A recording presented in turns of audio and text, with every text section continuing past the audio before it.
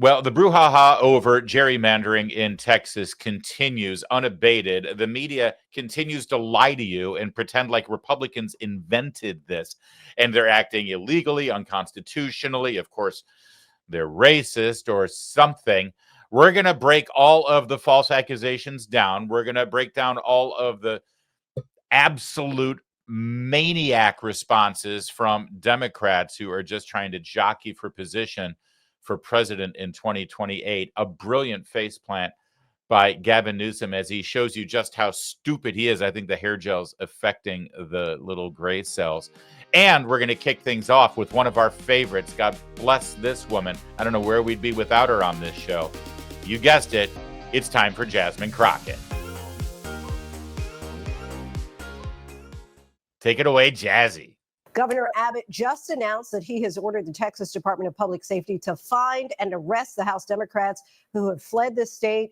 You're in the Chicago area with some of those Democratic representatives. What's the plan with them? Obviously, at some point, you have to return to the state of Texas eventually. So ultimately, does it seem that it's a foregone conclusion that this bill will pass? I don't say ultimately. I never say ultimately because I don't have a give up attitude whatsoever. But right now, the governor has decided that he wants to waste more of Texans' resources by deciding that he's going to send out the troopers. And listen, I don't even think that he's going to do that. I think he's just talking. Earlier today, I posted a copy of the warrant that was signed by the speaker because it's the speaker of the House that can put the call on the House, not the governor. And no one came to get me last time. In fact, it is a cute little warrant that has a cute little frame on it. And so they like to talk a big game, but the reality is that number one, you have a lot of intelligent attorneys that actually serve in the Texas House. And so they know that there's nothing that he can do outside of the Texas jurisdiction to bring them in. This is one of the reasons they are in another state. His authority does not extend throughout the entirety of the United States. So he's just talking the big talk so that, you know, he can rile up his base.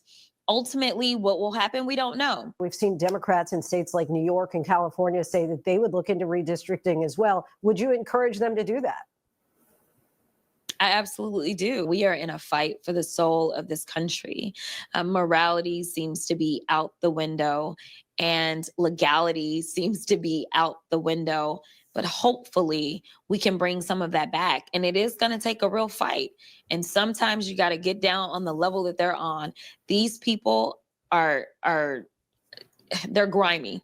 It is time for us to show other Democrats and even independents or honestly Americans that we are up for this fight, that we are not weak, that we will not allow a bully to punch us in our face and then say thank you and I'm sorry, but instead we are not only going to punch you back, but we are going to knock you out. Okay, knock you out. A couple of things here that I just want to enlighten you on. There's Jasmine Crockett once again doing the whole mocking Governor Abbott thing. Remember when she used to call him Governor Hot Wheels? Now she's doing this whole thing. And she said, by the way, can I just say something? How much do they spend over there in her office on the stylist? Have you noticed that she has a different look every single day? That don't come easy. Do they swap wigs out or something? Or I think that's her hair. So they got to have some sort of stylist because there's always a different look from this woman. I've never seen her in the same outfit twice. That don't come cheap.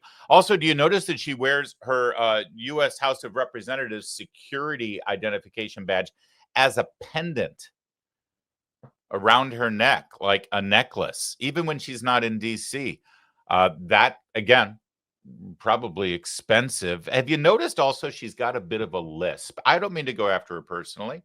I'm just pointing out that the woman has a lisp. I don't know if that's because of the space between her front teeth. Again, nothing personal here. I will say this, the giant eyelashes, you know, the butterflies that she glues on for every bed, that is one consistent thing. I think she sleeps in them. I don't know for sure, nor do I ever want to find out. But I'll say this, it makes her look a little more slow-eyed than she actually is. I don't know if it's the best look for her, especially when she, you know, exhibits such moronic behavior. Because think about it for a minute. I'm no politician, nor do I ever want to be. Stop trying to recruit me for office. If I was in the middle of this gerrymander fight And I was trying to take the moral high ground. And I was on ABC News. And I was talking about how immoral, unethical, and slimy my opponents are for doing this gerrymandering. And then I'm asked by the anchor, New York and California are thinking of doing the same thing. Do you think they should? My response would be, hell no, they shouldn't, because wrong is wrong. And unethical, slimy behavior is horrible no matter who's doing it. And I don't want my fellow Democrats to get down in the gutter like that. No, she didn't do that, did she? She didn't. She just said, hell yeah. Hell yeah. Because she knows that there's nothing illegal or immoral or unethical or slimy about this. She knows that because her party invented it. More on that in a moment. But Jasmine Crockett, a Democrat from Texas, wasn't the only one mocking the governor of Texas. Let's turn to Casey Hunt over at CNN. She joined in the fun. Senior national correspondent Ed Lavandera is inside the Texas State Capitol building. Ed, lawmakers are going to try to establish this quorum again on Friday. I think my question to you is, does the governor have a leg to stand on here?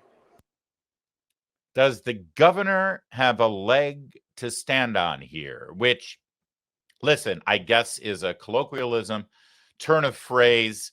Fine,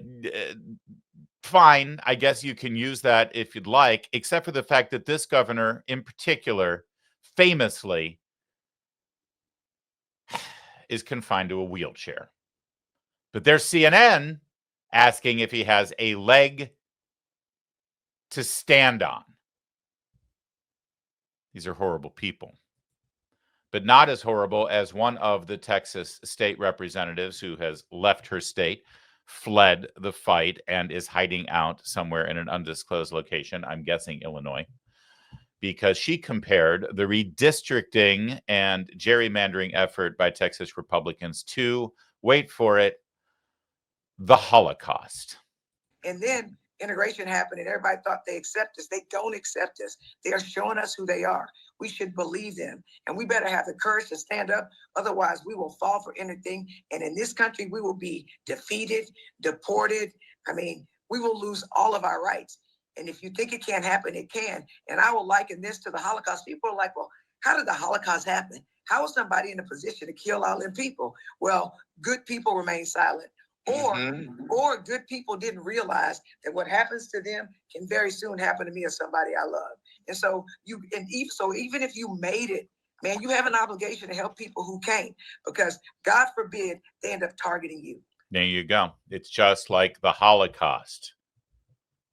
Redistricting congressional districts to favor the Republicans in Texas is just like the extermination of 6 million Jews in World War II at the hands of Hitler and the Nazis.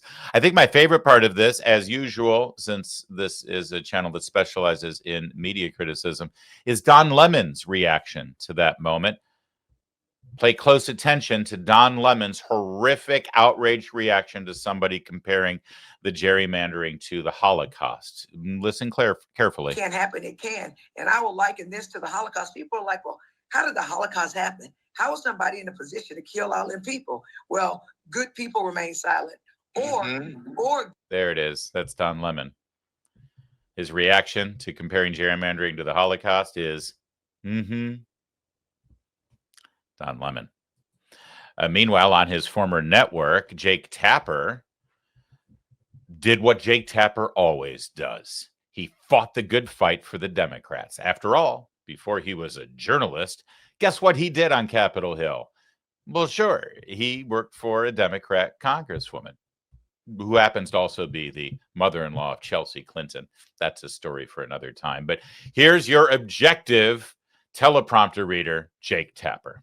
If you look at the map, right, you have some exceptions like Illinois. There's blatant Democratic gerrymandering. But most of the worst offenders when it comes to gerrymandering are Republican states, such as Texas.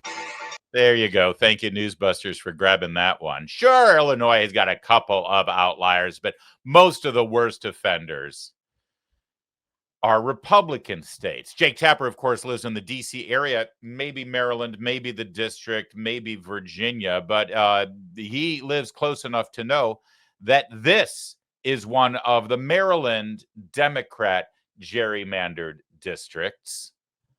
That's not that bad. And besides, maybe Maryland is a red state after all. That's Jake Tapper delivering the news to the CNN audience. If you flip over to Fox News, though, you actually got a bit of a lesson from Representative Fallon here of Texas, actually giving you the facts about how states are gerrymandered in favor of Democrats across the board. They're lying, cheating, and stealing their way to victory. Your response?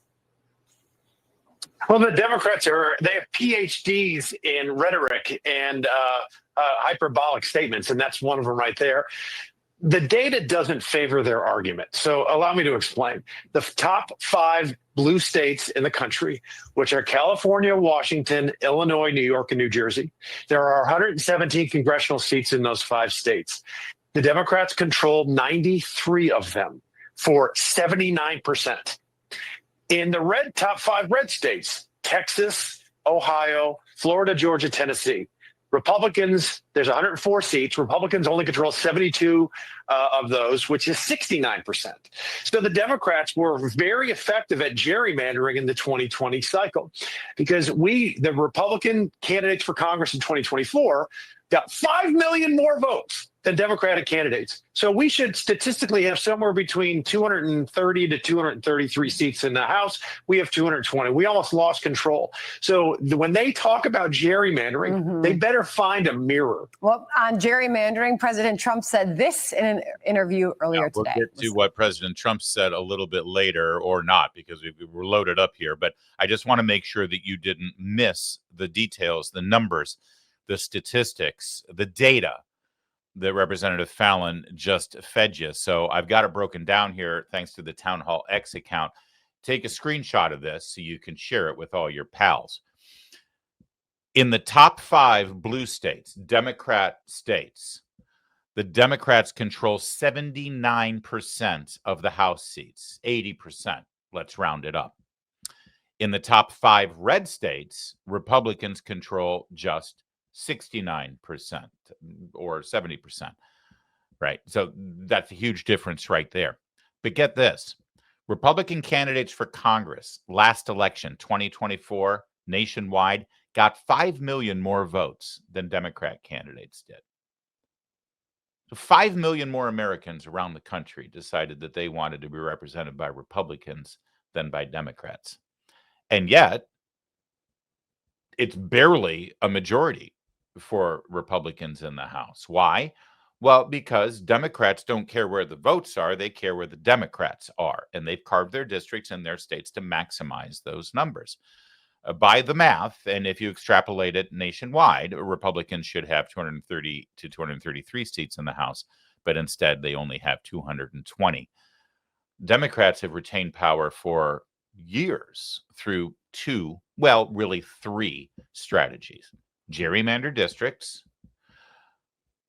undermine basic election integrity laws like photo ID and drop boxes and mail-in ballots, and encourage as many illegal immigrants as possible into this country.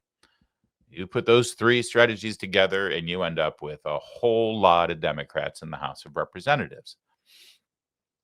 Senator Elise Slotkin of Michigan has decided that it's time for Democrats to use what she's calling the nuclear option, which is an unfortunate turn of phrase on this, the 80th anniversary of the bombing of Hiroshima. But you go with your bad self, Senator Slotkin.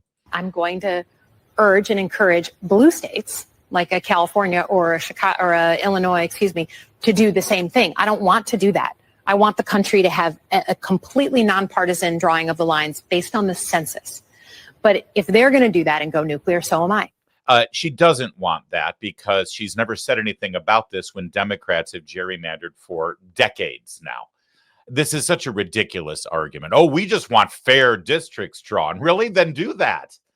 But you don't, and you haven't, unless the state law that you're living in mandates it. Beto O'Rourke, remember him? He runs for everything and always loses, but he's got money. And he's funding a whole lot of this operation. And he's got a fascinating opinion on the courage of people who literally turn and run away from a fight. So Paxton says Democrats' failure to return constitutes what he calls a, quote, dereliction of their duty as elected officials. What is your response to that? I think what they're doing is the highest form of public service. They're trying to stop the consolidation of authoritarian power in America as Trump and Greg Abbott and Ken Paxton and Republicans in Texas, thick as thieves, try to steal these 5 seats in Texas, because without them, Trump's going to lose a majority in the House of Representatives. And without that majority, there's a check on his lawlessness, accountability for his crimes and corruption, and the possibility of free and fair elections going forward. Those 56 Texas Democrats are all that stand between that future and where we are right now. And so we've got to have their backs. And I'm so grateful that tens of thousands of Americans have texted fight to 20377 to make sure they have the resources for their lodging, their food, their flights, and to the point that you made earlier, the defense that they're going to need as both Greg Abbott, the governor, and Ken Paxton, the AG, take them to the courts. I love that he's described as a former presidential candidate. He never actually made it to the first primary, I don't think. That's like calling me a former presidential candidate. Beto O'Rourke and I have both gotten the same number of votes for president. So there's that, I suppose. Yeah, listen, I'm glad that Napoleon Dynamite has chimed in on this issue, and it's great for him to reveal the fact that he's funding a whole lot of this operation, because he could, in fact, be indicted for bribing an elected official to neglect their duties in office. State law suggests that's a crime, actually. But he's calling it the highest form of public service, which makes sense because, well, he served as a congressman and can't point to one thing that he did while he was in the House of Representatives. And since then, he's just run for Senate and the president, and I think Senate again. And, well, that's public service. You show up on TV, you grandstand, you go viral, get on the cover of a magazine. That's the highest form of public service, according to Beto O'Rourke. But there does seem to be this steady drumbeat that Democrat states need to do the same thing. Democrat states need to do the same thing. Here's Debbie Dingell in Michigan. So then what do you think about Democratic governors like Kathy Hochul of New York and Gavin Newsom of California moving forward with plans to redraw congressional lines in their states? I mean, essentially fighting fire with fire here. That's what you got to do, is fight fire with fire. I don't like it. I just absolutely don't like it, but we do have to fight fire with fire. If they're going to do that and they're going to get away with it, then we've got to make sure that voices are represented at the table. What I really want to see is legislation that just bans this, because it doesn't help us get any public policy done. It doesn't help us get the work of the people. But we have to make sure that democracy means everybody's got a seat at the table. You can't take away the voices of people at a table. And if that's what we've got to do, Democrats are having to look at a whole lot of things. I myself am, I'm someone who works with both sides. I believe in civility. I believe in trying to find solutions and finding that common ground. And what we are watching in this year is freedom of speech, freedom of press, freedom of religion, and due process are all under attack. People are losing those freedoms. We took them for granted when we learned them in school and rolled our eyes. We are fighting for the very democracy we all believe in. Forgive me, I try not to be profane whatever possible, but what the is she talking about? Seriously, what the hell? What was that? Can we just break this down real fast from Debbie Dingell, who, by the way, inherited her seat from the late longest-serving, oldest member of Congress ever, Congressman Dingell. She married him, and now it's her seat, of course, because nothing says constitutional republic and voice of the people like just keeping a congressional seat in the family. And what'd she say here with little drummer boy standing behind her? What is the setting here? We do have to fight fire with fire. If they're going to do that and they're going to get away with it, then we've got to make sure that voices are represented at the table. What I really want to see is legislation that just bans this. No, she doesn't. She's never proposed legislation like that. She's never even said anything about this because she's perfectly fine with gerrymandering when it favors Democrats and when Democrats are doing it, because it's been done for decades. as I mentioned. Also, do you notice the graphic in the background? It almost looks like CNN is subliminally showing everybody what the map would look like if Democrats had their way with redistricting. That blue and bluer districts. Because it doesn't help us get any public policy done. It doesn't help us get the work of the people. But we have to make sure that democracy means everybody's got a seat at the table. Democracy does not mean everybody's got a seat at the table.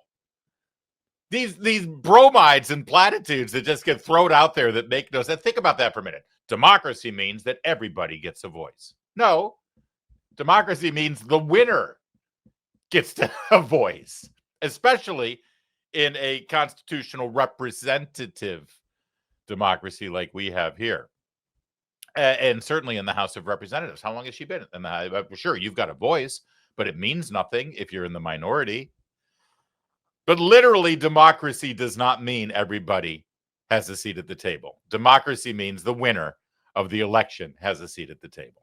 And losers end up whining like Debbie Dingle. I'll fast forward to the very end here because, again, what the is she talking about? Freedom of speech, freedom of press, freedom of religion, and due process are all under attack. People are losing those freedoms. We took them for granted when we learned them in school and rolled our eyes. We are fighting for the very democracy. I love that a Democrat is admitting that when she learned about our freedoms in the First Amendment in school, she rolled her eyes. I didn't. I actually was pretty inspired by the whole thing. But I'm sorry, who's losing their freedom of religion? Who's losing their freedom of the press? Who's losing their freedom of the speech? Here's a congresswoman literally on a cable news network screaming that there's losing freedom of speech and freedom of the press while she's on a news network saying whatever the hell she wants. Seriously. This is how bad it's gotten. And have you noticed that CNN seems to be on one side of this story and seems to be rooting it on? Here's another example. Caitlin Collins, she has a TV show, don't you know? Prime time on CNN. I'm telling you that because I know you don't watch it because the numbers suggest that hardly anyone watches it. But if you were watching last night, you would have seen this. So I just want to be clear. We have covered it when Democrats gerrymander as well, sir. Well, Caitlin, I know I got to tell you, I'm incredibly flattered the amount of time CNN must have spent fact-checking what I said earlier today to come up with those clips. But if those are the best clips you can find, then my point standing, I was proven correct because at no point was he asked to justify those maps. But here's the point. It wasn't that I was saying good, bad, right, or wrong, whether they could or should or shouldn't. The point is what we're talking about in the state of Texas is something that is constitutional. It's legal. The Supreme Court has said we can do things like this. And my main criticism of the liberal Democrat governors in California, New York, Illinois, and other places isn't so much what the weighing in on the merits of their maps. It's the rank hypocrisy and the fake outrage. These Democrats, my Democrat colleagues that fled the state to go hide behind Governor Pritzker, they're not mad that states are engaging in redistricting to maximize partisan political advantage. What they're mad about, but they won't say it. They're mad that a Republican state is stepping up and doing it. That's the real problem. And that's the hypocrisy that I'm trying to point out here. But to the point, I mean, Governor Abbott's not here right now. I'm not questioning him about it. Obviously, we'd love to have. Yeah, that was great. And good for Caitlin Collins to have to squirm and then change the subject. It is all about hypocrisy, obviously. Later on CNN, the panel took it up. We always do love their panel discussions, don't you? Gerrymandering is one of those things that everybody does. Like the idea that Donald Trump made this up is, I think, kind of insane. I don't think you really think that. I mean, you know, I definitely didn't say that. They fled to Illinois, which is one of the most, gerrymandered states in the union. I happen to love this story because I love the political theater of it all. I love that they absconded. I love that now there are arrest warrants out. I think that the American people don't care at all about this. But what's most interesting to me about this is that these new 5, potential Republican-controlled districts are all majority Hispanic. The Republicans are leaning into the victories that Trump had with Hispanic voters in 2024 and saying, hey, we're going to bet on ourselves. We're going to bet that we're going to keep these voters, and we're going to try to get them into our coalition via these districts. And it's amazing to me that the Democrats, instead of fighting for those voters, are just kind of running away and ceding the point that these Republican districts full of Hispanics are now going to go for Republicans eternally. That's right. That is something that is not reported on CNN, and it took one of their panelists, not even a paid employee, just there as a guest, Batya Ungar Sargon, to point it out, that these are majority Hispanic districts that, 10, 15, 20 years ago, Democrats would have loved to have districted out, but now they know that Hispanic voters, Latino voters are actually leaning more Republican because Democrats have been so, well, frankly, abusive with their policies to that group. But you don't hear that much. You just hear that this is racist and it's anti-Black, which it's not. It's just pro-Republican. Scott Jennings, it's not a day on CNN unless he has something to say about it, right? They should go to work. Should they not? I mean, they got elected to represent people in Texas, not So people should in Congress. Illinois. Why did they abandon the House to not vote on these Epstein files? It's the August recess, and if you're comparing these it was two, not the once August again, recess. you're showing just how dishonest you're willing to be. They got elected to go to work in the Texas state capitol. They've left the state.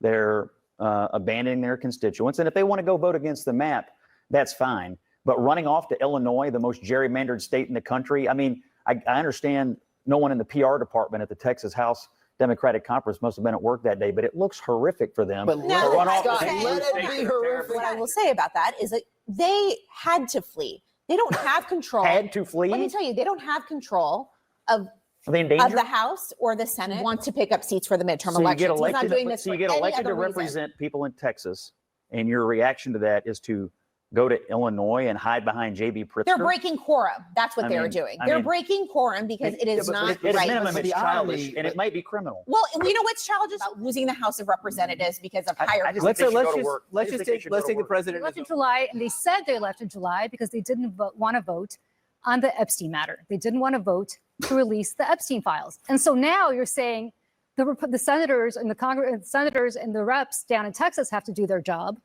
Because what are they scared of? But what are you guys scared of in terms of staying in Washington? What's the difference? Do you think you're In Democrat? California, an independent commission. Democrats would prefer a fair process That's and not an really independent fair. commission. So, gee, No, in California, it no, is. it's Not in California. Republicans get about 40% of the vote, and they have 17% of the congressional seats. So not a great example. But number two, if it's rigging the election, that's your words. In Texas, is it going to be rigging the election when all these Democrats who say they're going to gerrymander in the other state, are you also going to argue that they're rigging the election or just in Texas? Yes, and have I the do not elections been agree. rigged in Massachusetts, Connecticut, New York, New Jersey, Maryland, New Mexico, Hawaii, Oregon, Washington, and Rhode Island? Have they been rigged there as well? Because there, the proportion of Republican vote comes nowhere near what they have in Congress. They did a normal redistricting process. If states end up going, like if states end up going and calling special sessions and doing all of these things to try to gain seats, I agree. I don't agree with that. Do I think they need to do it? Absolutely. I don't agree with that, but I think they need to do it. The hypocrisy is fantastic. And yes, that was, if you were paying attention, a Scott Jennings highlight reel. Gotta love it. Gotta love it. Real fast, I just need to show you a couple of more things on this story, not just the hypocrisy of Democrats and the left, but I need to blast through the lies so you can get the facts, because that's important. That's one of the reasons you come here. And also, I need to show you just how stupid they are. They don't even know this issue themselves. They're just trying to get attention. Here, let me give you a perfect example. DC Drano's got a fun account on Instagram and on X, and he pointed out something important. Blue states with 0 Republican House seats: Massachusetts, Rhode Island, Vermont, New Hampshire, Hawaii, New Mexico, Connecticut, Delaware. Blue states with 1 Republican House seat: Maryland, Oregon, Maine. Blue states with 2 to 5 Republican House seats: Colorado, Minnesota, Illinois, Virginia, and New Jersey. After that, you only have California and New York. The reason Democrats are screaming for Texas to stop redistricting is because Democrats have almost nothing left to gerrymander. They already rigged the map years ago, and they hate to see Republicans fighting back. That's right. If the world that we're living in is redistricted, gerrymandered states, then Republicans are merely catching up to the Democrats who have been doing it for decades, as the facts and data show. Gavin Newsom, Governor Hair Gel, Governor of California, he saw that, and he's been really trying to increase his social media game. I'm sure you've noticed. So he quote tweeted that, replied to it with this: "Oh, cool, I can do that too. Red states with 0 Dem House seats: Oklahoma, Arkansas, Iowa, Utah, Nebraska, Idaho, Montana, West Virginia, Alaska, North Dakota, South Dakota, Wyoming. Red states with just 1 Dem House seat: Mississippi, South Carolina, Tennessee, Kentucky, Kansas. Should I keep going? All right, 2 things here. First of all, some of these seats, most of these states, if you look at how they're districted, like Utah and Iowa and Nebraska, they basically look like a grid. There's no gerrymandered districts. It's just quadrants. It's fine. Set that aside for a minute, though. Did you notice something here? North Dakota, South Dakota, Wyoming, and Alaska, Governor Gavin Newsom points out, has only red Republican House seats. So clearly they've been gerrymandered to kill the voices of Democrats in those states. Here's the problem. Those 4 states only have 1 district, the entire state. I mean, literally, the entire state of North Dakota is 1 congressional district because of the population. So Gavin Newsom thinks that Republican dirty tricks, gerrymandering literally the state's borders, have resulted in no Democrat representation in their state. And I would like to tell you that that is the stupidest thing a Democrat governor has said in the last 24 hours about this topic. But that would be a lie, and I refuse to lie to you. No, the stupid award goes to the governor of Massachusetts. Watch this one. Isn't it a sad state of affairs that that's where we're at? Okay. And, Donald Trump, Greg Abbott, Ken Paxton have left us no choice. That's the reality. Nobody came looking for this. Right? All right. So Governor Maura Healey of Massachusetts is asked, these other states are now considering redistricting and gerrymandering to reduce the number of Republican seats.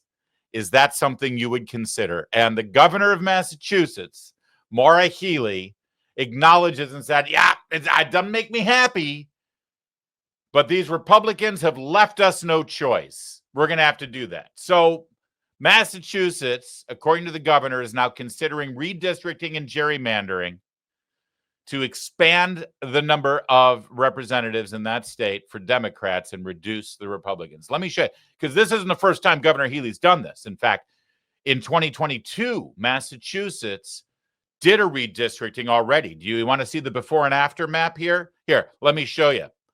On the left there, on the left is how the district lines were drawn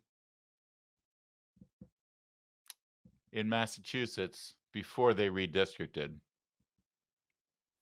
And then on the right is the map after the 2022 lines were drawn. So they basically went from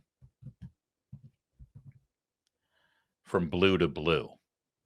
You see Massachusetts is already completely 100% represented by Democrats. But Governor Healey says these Republicans have left us no choice. We're just going to have to gerrymander our state to keep it exactly the way it is.